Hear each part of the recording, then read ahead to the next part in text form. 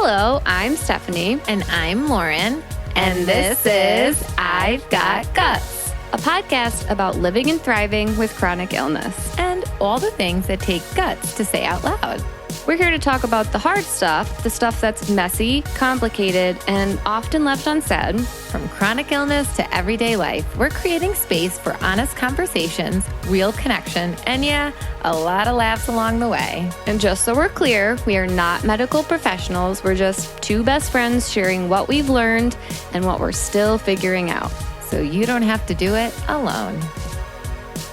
Hello, everyone. And welcome back. Happy Monday. Happy Monday. Some of you, there's a big storm happening on the East Coast right now. There is a huge storm happening on the East Coast. And actually, my brother's visiting from Long Island right now, and he's stuck here in Rochester with us.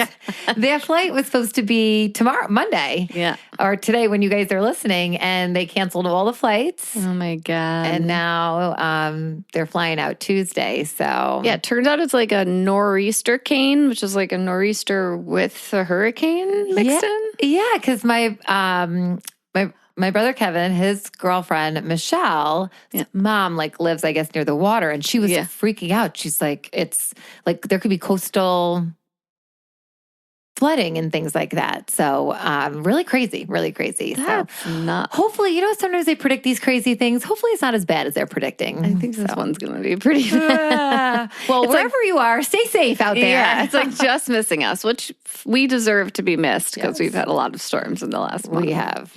We for sure have. So, all right, let's get into our thorns and roses. All right, what are we doing first today? I don't know. Let's get our thorns out of the way. All right, you go first. Okay, so my thorn is just post-endoscopy. I had my stretching on Wednesday, and just the pain, inflammation, and constipation. Oh, no. I never get constipated, but the anesthesia and all those meds, they always just mess with my digestive tract. So I'm just pretty uncomfortable, but I know it's short-lived, right? It's pain this for a couple of days until the swelling goes down, inflammation goes down. And I almost was saying to Sean, when I went to eat, she said just liquids the first day, and then the next day she said soft foods. I tried to have a slippery egg, and I took 2 bites, and it started to go down, and it was fine. And then when it hit the spot right where she did the dilation, the pain reminded me of my surgery pain, how it felt there, because that's exactly where my wrap is when I had my hilar myotomy. So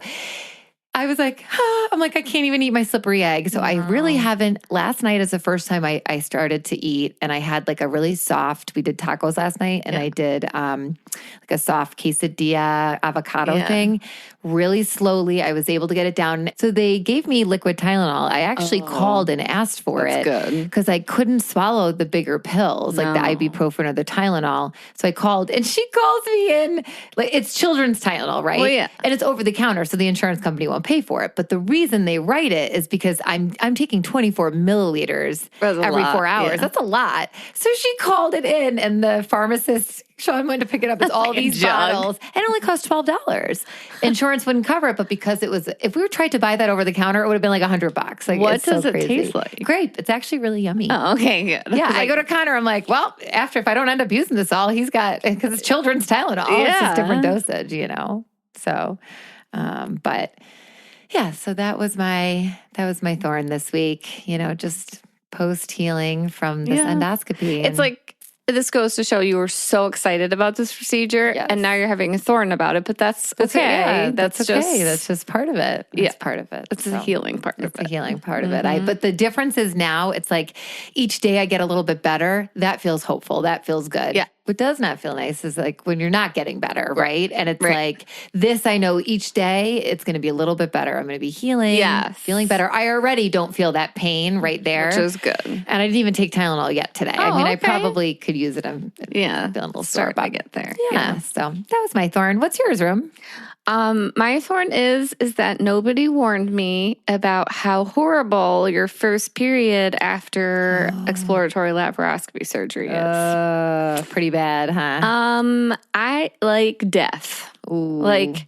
on what night was it? Thursday night? Thursday night. The pain was so bad that I gave Anthony an actual time limit. I was like, if it's this bad in 3 hours, we need to go to the hospital. And that's how you know things are real bad for one of us. Exactly. And then when you said that to me, I'm like, you know it, you go. Because there's no point in sitting home when you can go to the hospital and get IV pain meds to get you through. Yeah. Why are we suffering, right? Bad. And I like the best way I could explain it to people, and if you don't have a uterus, you won't understand this. But when you get a cramp, it almost feels like your uterus is like curling into a fist and it's staying in that fist and like pulsating.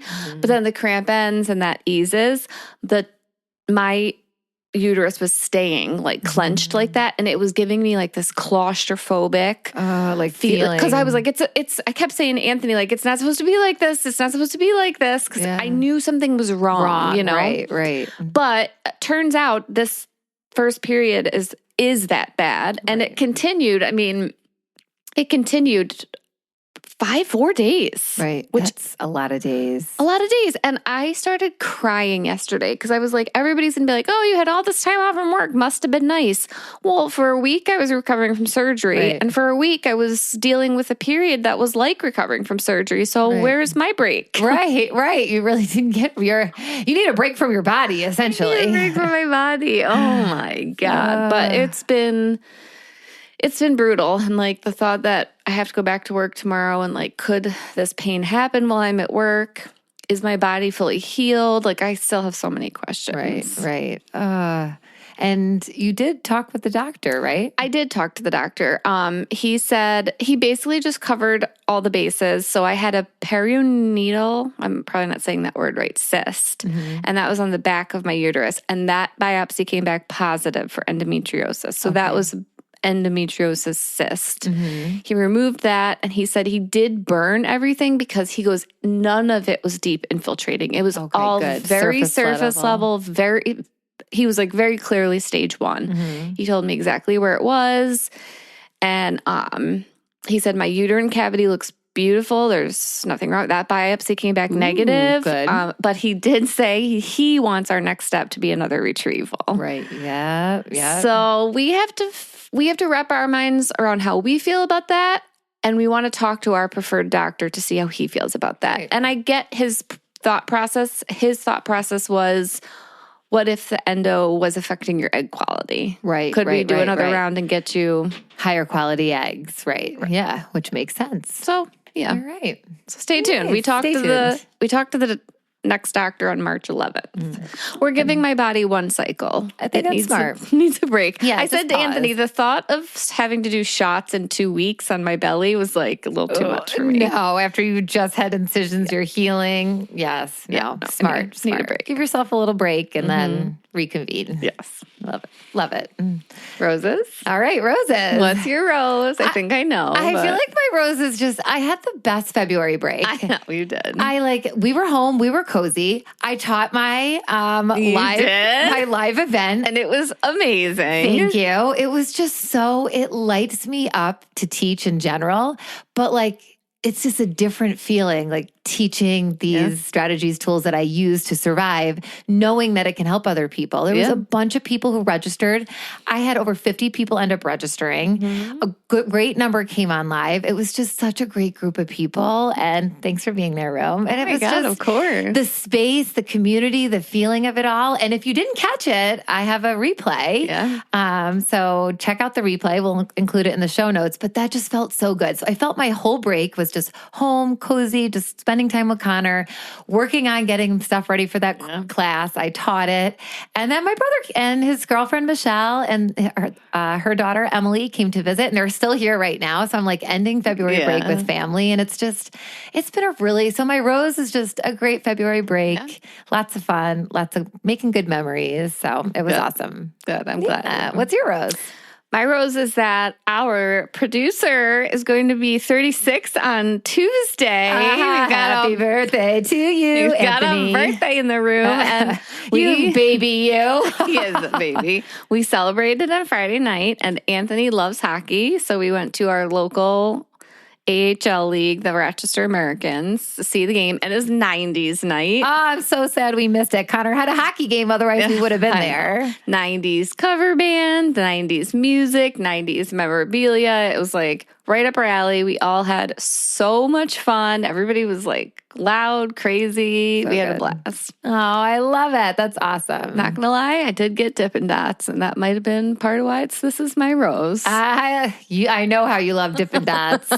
That sucks. And I love when Taryn comes with us because she will like fuel me on my food adventure. She's like, first pretzel, then Dippin' Dots. I was like, yes. And I caught you having a little cocktail finally. How do you say no to a wine slushie? You can't say no to a wine slushie. Wine slushies are the best. I took one sip and I go, holy shit. And Anthony goes, yep, you're getting drunk tonight. That's all it takes these days, one drink when you haven't been drinking. Exactly.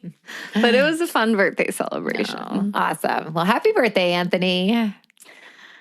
All right. Well, before we jump into our episode today, we want to take a minute to thank our sponsor, Cozy Earth, and give you a quick update. Mm-hmm. Cozy Earth is lowering their base prices in March, which is great news overall, but it does mean our promo is changing. This is officially the last week to get 41% off with our code IGG before the discount adjusts on February 28th. After that, the code will still work and it will still be the best discount out there, but it'll drop to 21%. And don't forget, there's a 100-night sleep trial and a 10-year warranty. Head to Cozy Earth, use code IGG, and get 41% off before February 28th. All right. So before we jump into things, we do want to say that if you've been with us since season 1, you might remember that we actually did an entire episode on the spoon theory. Remember that, Rue? Yes, I do remember that. I do. So if you're newer here or you want to revisit it, go back and listen to that first, because we're kind of bouncing off of that idea. But the spoon theory was and still is incredibly important. It really gave language to something so many of us were feeling but couldn't explain. The reality that energy is limited when you live with chronic illness. Yes. And the reason that we want to do this episode now is because the conversation is actually evolving and we want to stay relevant to what's actually happening in the chronic illness space. And right now we're seeing a shift from spoon theory to something that people are calling energy economics. Which isn't replacing the spoon theory, it's actually building on it. It's taking the idea of limited energy and starting to look at it through a physiological, medical, and systems lens. Mm-hmm. So spoon theory helped people understand that energy isn't endless. But it stayed very metaphor-based. Yes. And now patients, clinicians, and researchers are starting to say, this isn't just a metaphor. Energy limitation is biological. It's nervous system load, immune demand, hormonal shifts, GI function, pain processing. Yeah, and energy economics is the idea that your body is constantly budgeting resources to survive, not thrive, survive. Right. And when you live with motility disorders or gastroparesis, digestion alone is an energy cost. Oh my gosh, it really is. Like with celiac disease, your immune system is constantly involved, even when you're doing everything right. Yeah. And with endometriosis and fertility treatments, hormones, procedures, inflammation, it's all pulling from the same limited reserve. And the body prioritizes healing over productivity every single time. It will literally shut down systems to conserve energy, even when the outside world expects you to keep going. Yes. And energy isn't just about being tired. It's that nervous system regulation, it's immune activation, it's inflammation, hormone signaling, GI motility. All of those things require energy. And when you live with chronic illness, your baseline is already lower. Your body is already working harder just to maintain stability. Right, which means that pushing through isn't neutral. It has consequences. You get your flares, your pain spikes, your hormone crashes, your fertility disruption, your nervous system overload. Yes, literally before I came here to record today, I was talking to my brother. And if you listen to the episode where we interviewed him, he has Crohn's disease. Yeah. We were just talking about that. He's like, oh, what are you guys recording today? And I was filling him in. He's like, you're right. I show up at work sometimes. I want to die. Mm-hmm. And here I am and everybody else is buzzing around, and they just don't get that he's not functioning at 100%, right? Because there's good days and bad days, even with him being on all these supplements and taking these things and doing the right stuff. That's how we live. And I think this is where advocacy comes in, because our healthcare system is not built around energy variability. Quite the opposite. Appointments are scheduled like everybody functions the same. Treatment plans assume consistent capacity. Insurance doesn't factor in recovery load, that's for sure. And even in GI and reproductive medicine, highly specialized fields, there's still this underlying expectation that patients will just keep going. And sometimes we literally can't. Like sometimes we hit, I feel like I'll say that to Sean. I'm like, I hit a wall or I have chains on me. Like literally I feel like there's chains on me that I'm dragging. And I have like, I can't. The chains are heavy. It's been every day for me for the last 4 days. And no one talks about the energy cost of treatment itself, driving to appointments, procedures, medications, recovery. That all pulls from the same reserve as well. Yeah. And when patients crash, like I just talked about, it's often framed as anxiety or noncompliance instead of physiology. And I think fertility is one of the clearest examples of this. Hormones alone shift your entire system. Add procedures, waiting, emotional load. It's exhausting in a way that's really hard to articulate. And yet, people are expected to function normally through it. Work, social life, family responsibilities. There's no pacing model built in. And I also think one of the clearest places that we see energy economics play out is in the gut, because digestion is something most people never have to think about until it stops working the way it's supposed to. I wouldn't know anything about that. And when it does, food stops being simple. It becomes a decision, a calculation. I literally feel like I've been doing the deepest calculation of my life leading up to this esophagus stretching because of how tough it's been for me. And there's sometimes even a risk. Food becomes an energy equation. It's not just what sounds good.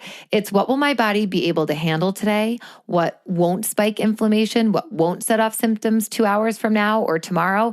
And literally every single day, I'm like, what liquid can I put inside of me so I have energy to get through the day? Yeah. And it's just this whole calculation and Googling, like, what else can I take or what else can I tolerate? And then I think, oh, I can have a slippery egg. That's my go-to. It won't go down. So like, now what am I doing? You know what actually I did a lot of throughout this week? Juicing. Yeah. Like I don't have a juicer, but we go to the Body Fuel. It's a little smoothie juice shop.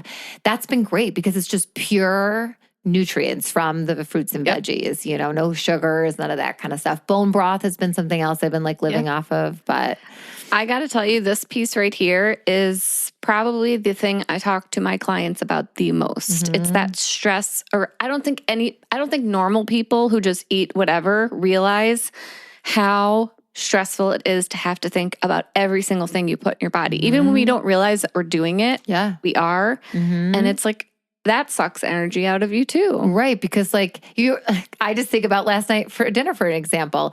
We're having taco night, get everybody set, get everybody served. And as I'm doing all this, I sit down, I'm like, oh God, can I do this? All right, how many bites should I do it? Is it going to get stuck? Am I going to be in pain? I'm sitting at the table. This is all going through my mind while I'm hosting. Yes. Right? Yes. Helping, refreshing drinks, doing this, doing that. My mind is just like... In order to be able to have a soft pretzel and Dippin' Dots at a certain time last night, I had to plan my whole day around it. I had to eat breakfast at a specific time. I had to have lunch at a specific time, and it had to be a specific amount of food and a specific type of food, or else I wouldn't have been able to do that. Right. So something that most people go to a game and last minute decision, like, you know what? I think I want that snack. I'm going to have it. I had to start thinking about it 2 days before. Right, and strategizing. Okay, I'm going to have something at the game tomorrow night. I got to think about that first thing in the morning. Yeah, it's crazy what our brains have to calculate. It is really a really big math problem. And eating costs energy, digesting costs energy, managing symptoms costs energy. And when your gut isn't functioning properly, your body has to work harder to do something that's supposed to just be automatic. Yeah, I think about with celiac disease, even microscopic exposure triggers an immune response. And that response takes energy, inflammation, it's systematic. So even when you're doing everything right, your body can still feel like it's running a marathon internally. The thought of just managing not getting poisoned from gluten. Not only just me, but also Connor. Yeah. It's just like the amount that goes on in my mind. No wonder I sit on the couch at the end of the night and put on a show with Sean, and he's always wondering why I'm passing out. My poor brain is shot. Exactly. And so is my body. Yep. And with motility disorders, your body literally slows digestion down. And that's not random. That's the nervous system reallocating resources. When the body perceives stress, physical or emotional, digestion is one of the first symptoms to downshift. Which means a busy week, a stressful appointment, fertility meds, lack of sleep, all of that can show up as GI symptoms.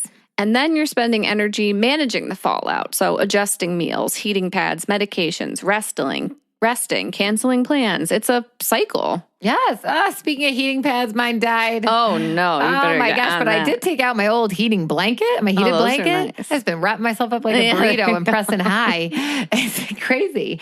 But really, from the outside, a lot of the times, people just see you and say, oh, you look fine. You're smiling. You're so happy, right? They don't see the mental calculations, the constant risk assessment, the backup plans. They're not living in our brain. Right. And invisible illness means invisible effort. And with GI disease, that effort happens multiple times a day, every time you eat, every time you leave the house, every time you try to live normally in a body that doesn't digest normally. Yes. And I think there's just so many of us that hit a wall because everything we've been taught says pushing through is a good thing. It's resilience, it's strength, it's discipline.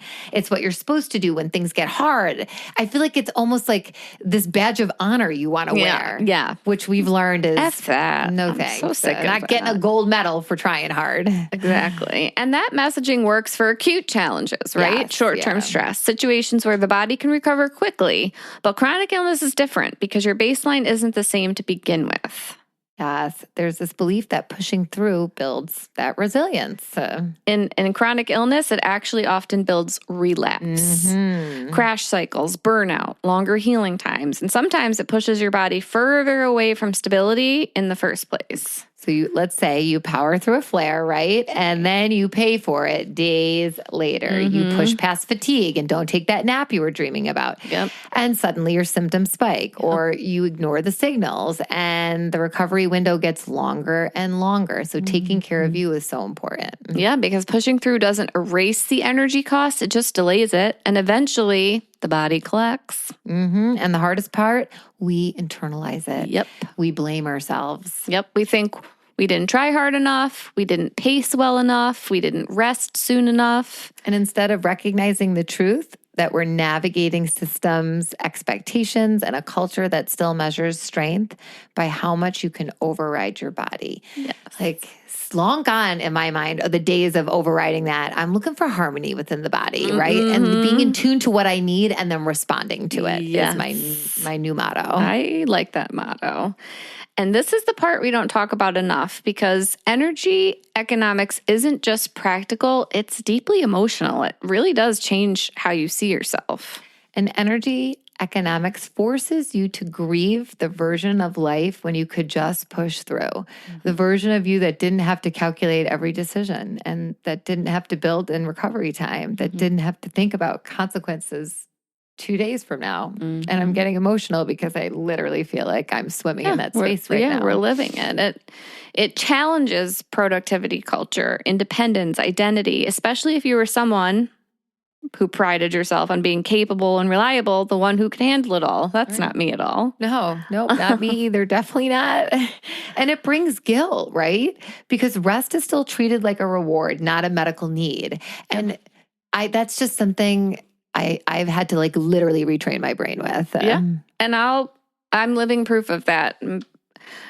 I have an invisible illness. And you know what? I had a visible surgery this week, but I felt over these last 2 weeks that I've had to justify rest. I've had to prove that I'm tired enough, that I'm sick enough, that I'm flared enough. Like, it's like I never rested peacefully once this whole break, even though I was recovering from surgery. Right. And really, when really you're honoring your limits isn't a weakness, right? It's an adaptation that you're having or you're doing. Absolutely. So once you understand energy economics, the next question becomes, okay, now what? Because pacing sounds good in theory, but what does that actually look like in real life? Right. And for us, it's been a lot of trial and error and a lot of humility, things we've had to learn, like planning recovery before events, not after we crash, recognizing baseline days versus flare days, identifying energy leaks, whether that's like stress or certain foods, certain environments, and even certain conversations. Protect your energy, put up those boundaries, and building flexibility into routines instead of rigid expectations. Yes. It's also learning not to plan your life around your best days, because when you only plan based on how you feel on a good day, you're setting your body up to pay for it later. Right. And it's shortening your to-do list before your body shortens it for you. Yes. And sometimes pacing looks like leaving early, canceling, saying no, rescheduling, eating differently than everyone else, logging off sooner. It's not glamorous, but it is protective. Yeah. And the biggest mindset shift for me has been realizing that rest isn't the opposite of productivity. It's part of the maintenance. Like, I now view sleep and napping like a critical component. So when I am doing things, I have more energy. Yes. I feel better. I can think more clear because I've given my body that rest. Whereas I think in years past, I used to look at it like a waste of time. I could be doing something instead of sleeping. But when you sleep, you become more productive when you actually do stuff after that and give your body that rest it needs. Rest is not weakness. It's a treatment. So I ended up having a blackout yesterday, which led to a full fainting episode. And when I have episodes like that, I need a lot of sleep. So I said to Anthony last night, I'm like, come on, chop, chop. We got to get to bed. It's going to be one of those nights where I need a lot of sleep to heal from what I just went through. Right. You're being proactive and you're strategizing, All right. And we just want to circle back to something we said at the very beginning of this episode. This isn't about replacing the spoon theory. Right. If the spoon theory is what helps you explain your body, use it. If energy economics feels clearer, use that. If neither fit, perfectly, that's okay too. We're offering you lots of different things to see what resonates best for you. You know that feeling, you're like, ooh, that feels right. That makes sense. I'm going to make this a part of my day, you know? And this is just an evolution in language. Spoons help people understand limits. Energy economics help people explain patterns, recovery, and why pushing through has real consequences. You don't have to choose one either. You can use both. Yes. All right. And let's give you a little quick tool here. One way to think about it is, so the spoon theory answers, how much do I have today? Right. Whereas energy economics answers, what happens if I spend it? So it's almost more, I feel like the energy economics in my mind is more of just that proactive approach, right? Where you're proactively like thinking about that versus looking at your spoons and being like, this is how much I have. Right. It's just a little bit of a different view. It's the ahead of time. Right. So instead of only saying, I don't have enough spoons, you might say, today is a low baseline day. My recovery is low, so I'm pacing. I can do this, but I'll need recovery time after. If I push through this, I'll likely flare tomorrow. Yeah, and I think it also helps people understand that this isn't just about being tired in the moment. It's about protecting your body long term. Yes. And whether you use spoons, energy budgets, pacing, or none of it at all, the goal isn't the language, it's understanding your body and what it needs. And giving yourself permission to work with it instead of against it. Yes. So as we close out today, if there's one thing we hope you take from this conversation, it's that your energy is not a reflection of your character. It's not a measure of how motivated you are or how strong you are or how badly you want to be well. Your energy is not a personality flaw. It's not laziness. It's not a lack of discipline. It's biology. It's your nervous system, your immune system, your hormones, your gut, your body doing everything it can to keep you functioning and learning to work with it, right? That harmony I said earlier, instead of against it, might be one of the most powerful forms of advocacy we have. Because every time you honor your limits, you're pushing back against a culture and a healthcare system that still expects people with chronic illness to function like they don't have one. And maybe the goal isn't to push through anymore. Maybe the goal is to live in a way that actually supports healing. Yes. One decision, one boundary, one moment of rest at a time. Cheers to that. Right. Before we say goodbye, we need to talk about our sponsor, Cozy Earth. If you are ready to upgrade your sleep, your space, and your everyday comfort, head to cozyearth.com and use our code IGG at checkout for the best discount you can find out there. And are you loving the podcast? The best way to show it is by leaving a 5-star rating and a few kind words. It helps us to keep growing and reaching others who need to hear they're not alone. And be sure to join our email list. The link to sign up is in the show notes or in our bio on any of our social media platforms. Being a part of our email list is the best way to stay up to date on new episodes, special guests, recipes, book recs, and so much more. And you can also connect with us anytime on Instagram, YouTube, TikTok, or Facebook. Just search I've Got Guts Podcast or email us directly at ivegotgutspodcast@gmail.com. Thank you so much for being here and for being part of this community. We're so grateful for you. Keep going. Keep growing. And always remember, you've got guts.